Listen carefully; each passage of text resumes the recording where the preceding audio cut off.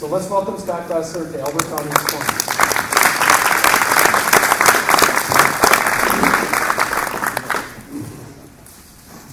Thank you very much for having me, and thanks for accommodating my schedule a little bit. We have the Denver County had the rudeness to schedule their county assembly today, so I have to run back up there. So my name's Scott Gessler. I'm the Colorado Secretary of State, and I always start off just sort of explaining a little bit about what the Secretary of State's office does. So it's the Chief Election Officer for the state of Colorado. We handle business registrations and filings, and we do a bunch of other stuff like lobbyists. If you're a lobbyist, you register with us, or if you're a charity, if you're a notary public, you get licensed with us, and then if you're getting a license for a bingo or a raffle game, you're with us as well. So the way to think about it is we got elections on one end, bingo raffle on the other. The goal is try and keep those two separate so our elections don't look like bingos and raffles. In general, I'm going to talk a little bit, I'll talk a little bit about the business side too today, because that doesn't get enough attention. But when I look at my office, you sort of, well, why are you here? What are you doing? And I thought about it, and the other day, a couple of weeks ago, I was before an Immigration and Naturalization Service where, new citizens were getting sworn in. People had gone through the process legally. They did the Pledge of Allegiance. I mean, it's really heartwarming. And so I got up to speak. They let me speak. And I said, now that you're a citizen, I ask you to do two things with my office. Register to vote and start a business. And I thought, that's pretty simple. And what does my office do? I mean, I think in a lot of ways we sort of serve the American dream. Because starting a business, making something of yourself, being able to exercise our political freedoms is really what this country is about. And that's the start that gets started in my office. So when you look at the business side, we have a debate today. And we've had a debate throughout our history, is the role of government and business. And when you talk to folks on the left, they talk about business-government partnerships, right? And I think to them, a business-government partnership is sort of like the partnership that a farmer has with a turkey just before Thanksgiving. Farmer, turkey, let us have a partnership for the Thanksgiving dinner. I think that's what the left looks like. And so they take a very regulatory, intrusive approach to government and business. And on the other end of the spectrum, you have people who think, and this is my view, that government should do its job, but get out of the way. Get out of the way so business can do its job, so people can use their creative energies and make our country a prosperous, great place. I mean, that's what made us great. So I think about that every day when I'm in office here as Secretary of State. And there's a couple ways you measure that. I mean, so what does that mean? Well, first and foremost, it means keeping our fees low, our business fees low. I mean, if you look at Colorado, we charge about like 95 different fees. A new corporation, a renewal, a trademark, a secured lien. You add all those up, there's probably 95 of them. And so we compared ourselves to other states, and we're probably, and I say probably because it's a rough comparison, the second lowest in the entire country. About a third of our fees are in the lowest 3. 2/3 of our fees are in the lowest 5 nationwide. And the rest are pretty close to that. And not only that, but this last year, since I've been in office, I've reduced about 5 of those fees. I know you always hear about fees going up, taxes going up. We've actually reduced them. So we keep our fees low, and when we can, we reduce our fees. The other thing is, I think business fees should be used for business purposes. So when I took office, I sort of landed in the middle of the budget process. And what I found out was my predecessor had offered to give $3.5 million of business fees to the General Assembly. He said that he was going to give the money back to the General Assembly, which always drove me crazy because it was never theirs to begin with. It was businesses. The businesses pay fees. In fact, my office is entirely financed by business fees. Those $10 renewals, that's what runs my office. And I said, no, we're not going to do that. And I said, we're not going to do that for 2 reasons. One, it breaks faith with the people who are paying fees. I mean, you're a business. Has anyone gone to the Secretary of State's website and started a business? I hope it's been a good experience. If not, tell me. You pay your fees for services, and that's what they should be used for. So first of all, we're breaking faith. And secondly, I think it's a violation of Tabor. Tabor requires a vote of people for a tax raise. Well, you don't want to be like raising fees on one hand and then sort of backdoor sending that money to the General Assembly to use as a tax. So I think that's a violation of Tabor. So that created a big controversy. In fact, I've learned that in the eyes of the mainstream media, I have a serious handicap, and that's called GWR. It's called Governing While Republican. They don't like that. Okay. So the Denver Post editorial just beat me up on like how greedy I was keeping this $4 million, but I was like, we're going to use it for businesses. So we've kept our fees low, and now we're actually using those for customer service and to roll out products that are going to help businesses. So for example, I look at actually how people interact with our office. We get about 10,000 phone calls a month. We get hundreds of thousands of website visits, and we're investing money in making sure our customer service is good, that we're picking up the phone when people call, that our website's usable and not incomprehensible, that people can get their job done and get out and go on with their business and life. And then the other thing we're doing is rolling out new products here. And what I mean by that is, it used to be in Colorado, if you were a foreign company coming into Colorado, and by foreign company, I mean those foreigners in Wyoming or Kansas. That's what I mean by foreign company. So if a foreign company from Kansas wanted to come into Colorado to do business, they had to do all their paper filings. We wound up rejecting like 25% of them. I mean, I started to have visions of these rolls of red tape. It's just a bad process. And when I got in office, for 4 years, people had planned and hoped and wanted to put all that stuff online. We actually did it. Starting July 1st, foreign companies, Kansas, Wyoming, New Mexico, they can actually come here and do this stuff online. And we dropped our fees. Business identity theft. It's a growing problem in the U.S. here. That's where the bad guys will come in and change people's registration information. They hijack that company essentially, and they use the company's credit to basically order goods and then take off. Consumer identity theft, the average theft is $2,000 to $5,000. Business identity theft, it's $60,000 to $80,000. And when I took office, just before I took office, we had a high of 50 reported incidences of business identity theft in 1 month. In 1 month, we had that many. So we've been very aggressive. We work very closely with law enforcement. We've done email notifications, so if someone changes your information, you can get email notification. And then last month, first in the country, we rolled out a secured business file, basically a password protection system. So you can protect your information if you've got a business or someone registered. That's the first one in this country. We've done all that. We've not raised fees for any of it. And over the last 3 or 4 months, we've had an average reported cases of business identity theft have been between 0 and 1 a month. All right? So we've really reduced that crime, again, without raising business fees. We've got like this other project. It's called Darwin.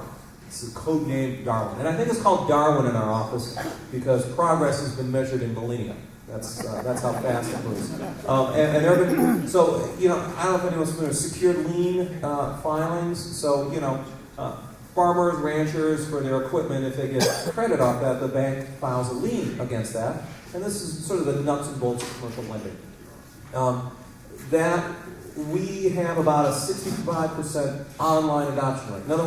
In other words, about 2/3 of everyone uses it online. Well, that's not good enough. Our system's not sophisticated enough to allow everyone to do it online and quickly. This May, we're going to be rolling out the most sophisticated secured lien transaction filing system in the nation by far. Better search capabilities, better online capabilities.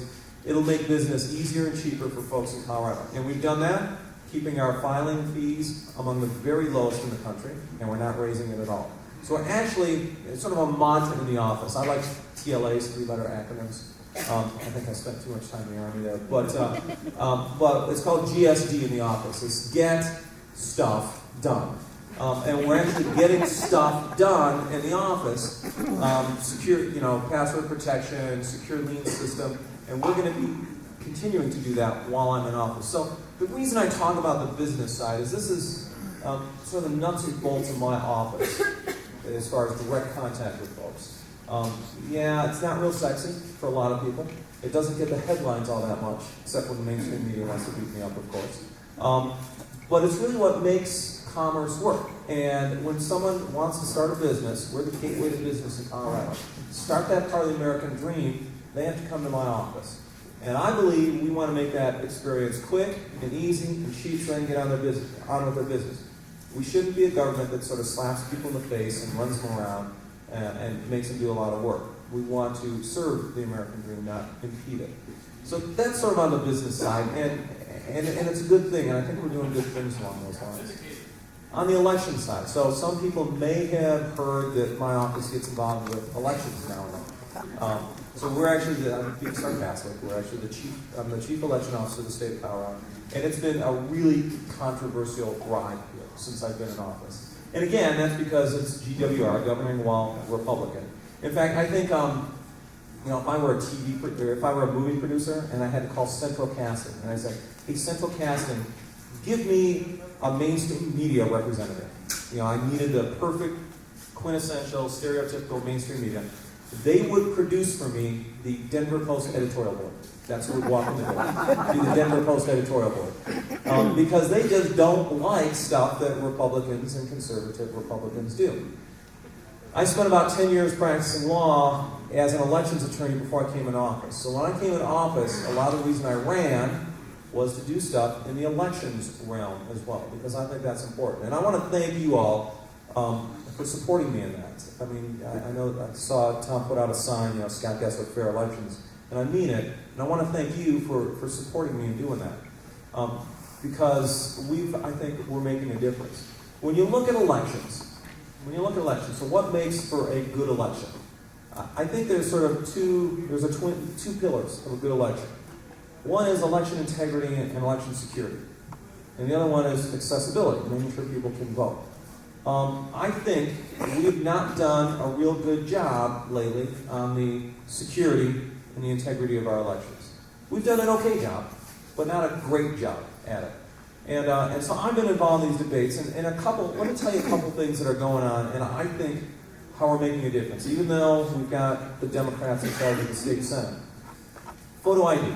So I think most people in here would agree with me. Photo ID is a basic anti-fraud tool. You need a photo ID to get a drink. You need a photo ID to travel. You need a photo ID to get government welfare benefits. You need a photo ID for all that.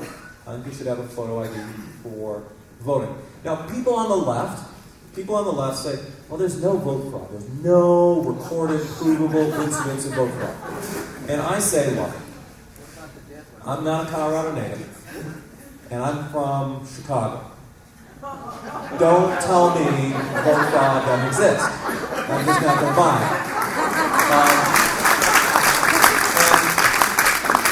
And so, we have that debate here. So last year there was a proposal for photo identification, and I supported it, and it's going through this year.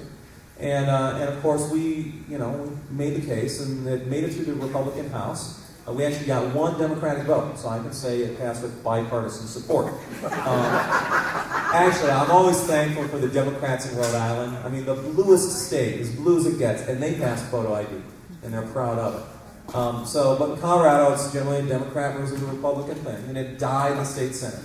And and one of the state senators, when we were sort of having the testimony and debating this, he said, well, maybe if there's evidence of vote fraud, maybe I said, well, I think we'll be able to show some of that. And he immediately backed off. He said, well, widespread vote fraud. And I'm like, look, I think we should not drink contaminated water.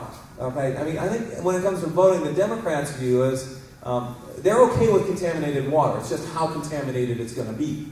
I've been told I have to say contaminated water, not a example of something in the swimming pool, okay? So contaminated water, we'll stick with that example. And I don't think we should have any vote fraud, any contamination. We can wait for widespread vote fraud or a problem like that. But let me tell you what's going on. We've put, this is crazy, facts and figures in analysis. So the Democrats say, oh, this reduces voter turnout, it's racist, da-da-da-da-da. Well, you know what we do? What I've done is I've argued back. And I said, look, if you look at the academic studies, they all say, except for one produced by a left-wing group that has been discredited since then, but there's been about 10 or 12 of them. And they all say there's no evidence at all for a reduction in voter turnout when you have photo ID. No evidence at all. And people complain, well, Hispanics are going to have a tough time voting. And I say, well, if you look at the country with the strongest photo ID law in the world is Mexico. They do it right. They have a thumbprint, they have a photo ID, they have the whole deal. Somehow Hispanics in Mexico can have a photo ID, but when they come to the U.S., apparently somehow they can't. And then when they say, well, it's going to reduce, it's racist and it'll, reduce voter turnout, I said, well, let's look at the evidence. If you look at Georgia, 2008, they passed the strictest photo ID law in the country. That election, African American turnout increases 31%. One state over, so Mississippi, they don't pass photo ID law in 2008. African American turnout increases 2%. Now, I'm not saying photo ID increased African American turnout in Georgia, but we can sure as heck say it didn't reduce it. Same thing in Indiana. Strict photo ID law in 2008. Voter turnout up 20%. Up 20%. I believe that people vote not because of photo ID. People vote because they're inspired. People vote because their vote matters. People vote because votes are going to be counted fairly and honestly, and there won't be vote fraud, and that's what this democracy is all about. That's why people vote. The left just doesn't get it. So we use those arguments, facts and figures, and continue to be persistent at this. And about a month ago, our friends, the mainstream media, Denver Post, guess what they did? They wrote an editorial, a long one, in favor of photo ID. We have turned around the Denver Post editorial board, the central casting character of mainstream media that now supports photo ID. So it is a long fight, but it's one we're going to win. 74, 76, depending on which poll you look at, % of all Coloradans support photo ID. The mainstream media supports photo ID. Republicans support photo ID. Some Democrats support photo ID. We're going to win this fight. It might take us a while, but we're going to win it. Let me tell you another thing, citizenship. So I think we need to enforce Colorado law. I know that sounds crazy, huh? And Colorado law says that you have to be a citizen to be able to vote. Now we have an honor program. It's strictly an honor program about people who register and sign up and whatnot. And this sort of falls in the same pattern of argument. Someone says, like me, look, we need to make sure that our voter rolls are accurate and that only citizens are on the voter rolls. And what does the left argue? They scream racism. They play the race card immediately. So, shortly after I got in office, we did a study, we did an analysis, and we compared our voter rolls against our driver's license rolls. So, you can get a driver's license in Colorado if you're a non-citizen, if you're here legally. It's called legal presence. So, if you have a green card or a student visa or something like that, you can get a driver's license, no problem at all. You have to show evidence. Well, since 2006, the Department of Motor Vehicles has been tracking that. And if someone shows up with a green card, they say this person provided a green card, that's how they got their driver's license. So all that I did is I compared our driver's license rolls against our voter rolls, and we found thousands and thousands of people who provided a proof of non-citizenship when they got their driver's license, and yet are also registered to vote. Now, some of that may be legal. They were a non-citizen, let's say green card, they got their driver's license, they became a citizen, they registered to vote. We like that, we support that, we want people to participate. However, I know a lot of people there aren't legal. Okay, and why do I know that? Well, there's lots of anecdotal evidence, folks I spoke to on the campaign trail about it. Second, if you have a green card, it takes 5 years to become a citizen, and our data only goes back to 2006. All right, so maybe someone in 2009, well, that's not quite 5 years, so maybe it's possible, but we're not sure. And then we've also had hundreds and hundreds of people who have sometimes written to the Secretary of State or to a clerk, and they've said, I'm not a citizen, please remove my name from the voter rolls. Or we've looked at voter forms, and people will fill out a voter form, and there's a question that says, are you a U.S. citizen? And they will check, no, I'm not a citizen, and they'll sign it. Which tells me these people just don't know what's going on. No one is educating them, no one's enforcing the law, no one's upholding basic standards, saying, if you're not a citizen, I'm sorry, you're not allowed to vote. And these people think they're allowed to vote, or at least some of them do. Yet they're voting illegally. All right, so I know that's a problem. Now, what did the Democrats do? When we did the study, they basically put their head in the sand, and they said, I can't hear you. You know, they just sort of, just like my little 3.5-year-old sometimes. No, she's always very well behaved. She's much better behaved than the Democrats. But let me tell you what's going on here. So we had I asked for legislation that would just, all that I wanted to do was go back and check those people who provided proof of non-citizenship. And I wanted to check other databases, jury recusal lists, Because if someone shows up as a juror, they're not allowed to serve unless they're a citizen. And people will say, I'm sorry, I'm not a citizen, so I shouldn't serve. I just wanted to check those lists. Just check our data. Make sure it's accurate. The Democrats, of course, would not allow that to happen. They like that slump in the system. Well, here's what's going on. This became a big issue. That study bounced around the country.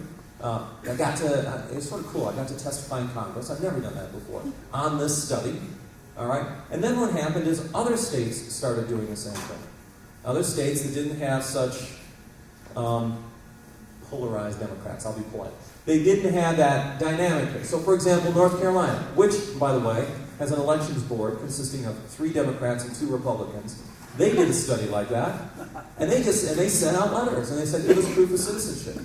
Last I heard from them, last month, they had over 200 people in their state say, I am not a citizen, please remove me. And they had engaged in 400 prosecutions for people who had voted or registered illegally. What we're doing is we're leading nationally in some of these arguments. Kansas has done the same thing. New Mexico has done the same thing. Florida has done it. Michigan's doing it. So all these other states are doing these basic checks against their driver's license databases. And as you can see from North Carolina, some are actually prosecuting and they're getting data. So next time I go to the legislature, and again, this is incremental, but this is what it takes, we're going to say, look, you won't let us do it in Colorado, but you're being stupid because look at all these other states that have done it, and they are showing a real problem here. You guys can't pretend there's not a problem. And that, in my view, is even though we don't have a Republican legislature up and down the line that can do common sense things, so we've got these impediments, we're exercising leadership and trying to make a difference here, and slowly, we're going to win this debate. It's only a matter of time. They are going to lose this debate, and we're going to keep pushing, we're going to keep driving along this line until we succeed, until we have the level of voter checks and integrity that we deserve here in the state of Colorado. So we're not done yet with that. Let's talk about participation a little bit. So participation is important. One of the things I'm doing, and this actually involves security as well, is we're starting a new project and we're checking our data against other states. So if someone's registered in this state and another one, we're going to find out about that. And if they move out of Colorado, we'll find out about that a lot faster, and we'll be able to start the removal from the voting rolls since they're no longer eligible. At the same time, so that's going to help us, and we're starting that this spring. We're not going to see immediate benefits, but over the long term, we're going to see some big benefits from that. But the other thing we're doing, and I've agreed to do this, is for people who come into the state, we're going to give them an opportunity to register to vote. I think it's a left-wing myth that more registration and more turnout helps Democrats. I think that's an absolute myth. I frankly think it helps us. And maybe it's because I always think of those people who don't want, I always think of my dad. My dad was just a grumpy guy. He is a grumpy guy. I love my dad. But he just hates government. And he hated, for many years, he hated it so much he wouldn't even vote. Let me tell you something. He's our voter. He's not theirs. Okay? And now he's registered to vote. I had to bang on him a little bit. But if we get more people, I think there's a lot of people out there like that who are just disgusted with government. And if we can convince them to get involved, it's going to make a big difference. So we're inviting people. We're reaching out to people with this new system. We will start, not yet. But again, when it goes active, reaching out and encouraging them to register to vote. We're sending them a mail piece saying, hey, register to vote, and you can register online. Which sounds crazy, but it actually works in Colorado because you have to have a driver's license, which means you have to have a photo ID, which means someone actually looked at you in the face to realize you're a live human being and not someone named Daffy Duck from one of these voter registrations. Okay? And we're encouraging people to register to vote. So what you're going to see coming out of my office is the largest voter registration effort in the history of Colorado. In the history of Colorado, and that's going to be this year before the presidential election. The other thing is campaign finance. Now, I've gotten beat up on campaign finance a lot. Now, did anyone look at the Denver Post? There's a big story, and we'll be out in the paper version on Sunday, about how the left-wing 527s have so much money and the Republicans have very little. So when we talk about big money, it's pretty much on the left. Well, I recognize that campaign finance, well look, I mean, let's face it, campaign finance has been a brilliant success, hasn't it? It's gotten big money out of politics, just like they promised in 2002, right? It's made our campaigns far more positive. They're not negative anymore, right? It's made them more competitive, right? It's made them shorter. Our campaigns are a lot shorter because of campaign finance laws, too, aren't they? We don't have any corruption anymore because of campaign finance laws, right? No, none of that. Campaign finance law, for the most part, has been a failure. I mean, yes, there's greater transparency, and that's a good thing. But all these other arguments have been absolute failures. Well, I'm willing to say that the emperor has no clothes. And what I did, right when I got in office, is did a study. And now you can sort of see a theme here. We do studies. We analyze this stuff. We use facts and figures to argue our point, because, I mean, that's what it takes. I mean, a lot of people won't listen to facts and figures, but some do. So we did an analysis, and what it shows is that the smaller of a political organization you are, the more grassroots you are, the more you get hit with fines, both in raw dollar numbers and the number of fines. All right? So basically what's going on is campaign finance law whacks the little guy. The big money 527s, last election cycle, they spent 26% of all political money. They got hit with fines less than 1% of the time. All right? So what that means is, and that makes sense from my perspective, because big organizations have the money to hire attorneys, they have the money to hire accountants to navigate these complex rules. When you have complex laws and complex rules, it doesn't restrain, the big guys, the corporatists, the unions. They're the ones who created those rules. They're the ones who can navigate the rules. It's grassroots people, it's average people that get tied up in this knot of regulation and these knots of laws. That's my view on it, and I think the data shows that. So what I did is, and if you look, there's a sheriff in Elbert County, raised and spent zero money on his campaign, got hit with $100,000 in fines. There's another sheriff in Rio Grande County. Is the sheriff here, by the way? I don't mean to pick on sheriffs. I apologize. These are sheriffs not in Elbert County. Elbert County's been great. But the sheriff in Rio Grande, there's a candidate there, okay, out on the West Slope, raised and spent $975. Got hit with $250,000 in fines. There's a small political committee called United Women of Color. And I surmise that they were women who supported minority candidates. They raised and spent almost nothing, and they got hit with $650,000 in fines. Our laws are out of control, and I've tried to bring some control back into them. So we created a new waiver process, transparent, open, consistent standards to reduce these fines for people who haven't really committed much of a wrong at all, because I think there should be some proportionality. When we applied it to Larimer County, you may have heard of that a while ago, the left wing went nuts. How dare I, as a Republican, how dare I reduce fines for someone who was the victim of fraud, God forbid, okay? But I weathered that storm because I firmly believe in this. I've also rewritten all of our campaign finance laws, and there's a betting pool right now in my office as to how many times we're going to get sued, when it's going to happen, and who's going to do it. Sort of like Clue, Miss Mustard did it in the parlor with a candlestick. So that's the betting pool right now. But it's okay. I'm all right showing up in court. I mean, what these folks don't understand is I'm an attorney, so I like being in court. I sort of enjoy that. But it's a fight worth having, and it's a fight we're going to continue to have. And I actually think we're turning the Denver Post around. And I use them as my mainstream media liberal barometer. If I can get them, we're going to start moving other folks along there too. And they are beginning to run stories on how people have gotten hit with these fines and how unfair it is. And so I think we're making a change there. We're making a change. We're making a change in the regulatory side, the way we fine waivers, so people don't have to sacrifice so much if they want to participate politically. Civic engagement is a good thing. We don't want to suppress people's right to participate. And I'm willing to take on the left wing on that, because they'll argue big money, big money. We had a rulemaking hearing. And the left, during rulemaking hearings, before I do a rule, we have to allow people to come in, and we listen to them. And usually what happens in rulemaking hearings on campaign finance is you have three people who show up. The left-wing group Common Cause, the left-wing group Colorado Ethics Watch, and a union attorney. Those are the only three people who turn up. Okay? So I had a rulemaking, and sure enough, those three people turned up, and about 3 or 4 more left-wing groups, none of whom reveal their money, all of whom get tax subsidies. They're the ones who showed up to testify. But what happened is, we had a lot of real people show up, people who actually have been involved in politics. We had like 30 of them show up. We packed the room, and they came and testified. And so there's a Democratic senator, a guy named John Morrison. He thought he was going to be really cute, as usual, talking points and stuff like that.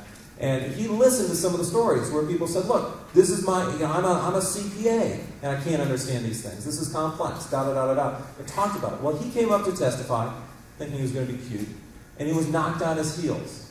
The left is not used to being challenged on this stuff. And so he showed up, and you know what he said? He said, sure, this stuff is complex, and yeah, you need an attorney to be able to participate, but that's the cost we pay for transparency.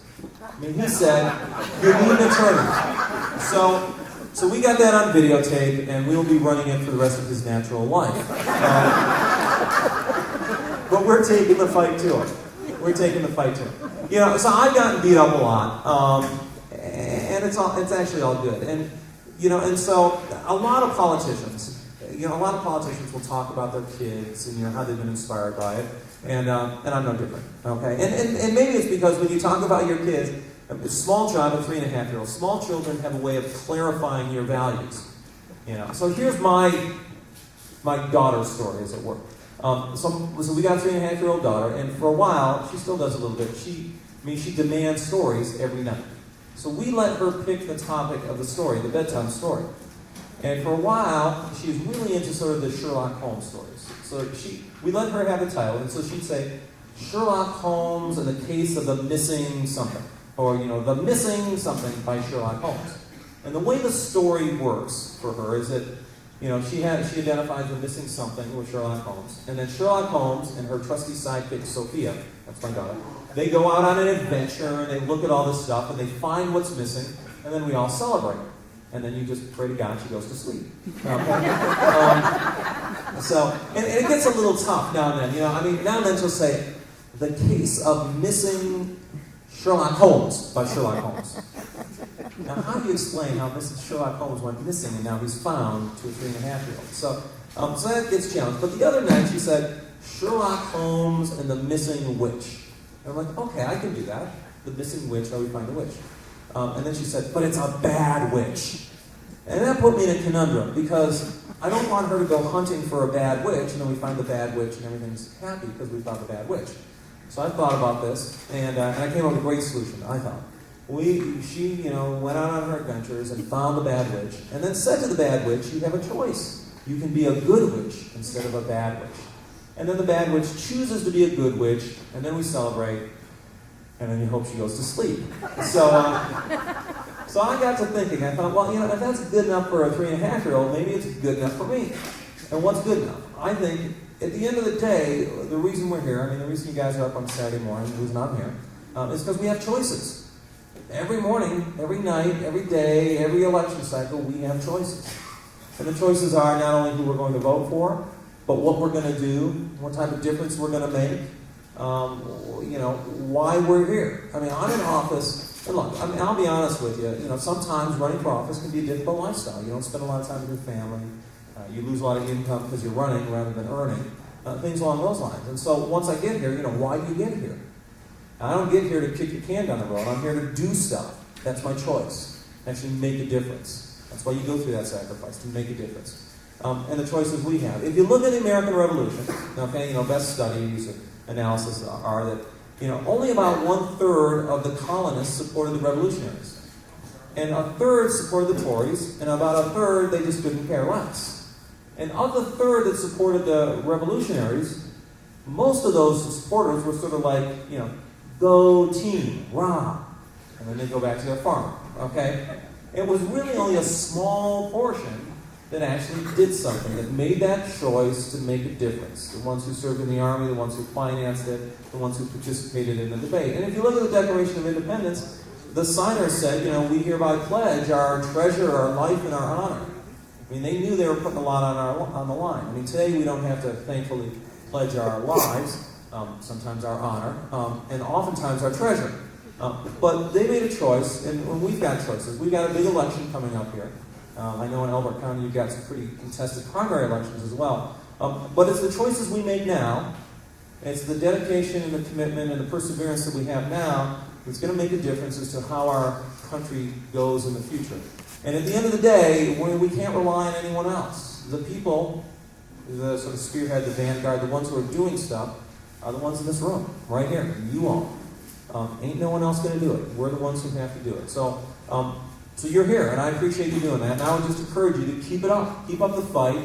Keep up the participation. Don't back down, because we're the ones who are going to make a difference in the future here. It's on our shoulders. It always has been on the shoulders of people who self-select to make a difference in life. And we're the ones who have chosen to do it, and we're the ones who have to continue on. And I think that's why I'm here, and I think that's why you're here. I mean, we've inherited a great country. In every generation, we have the chance of losing that great country. And we have to take what we've inherited and pass it on to our children and our grandchildren. It's at risk right now, but I'm confident that through perseverance, analysis, argumentation, and continued activity, we're going to succeed. We have to succeed. It's too important not to succeed. So thank you very much for having me. I'm happy to answer some questions.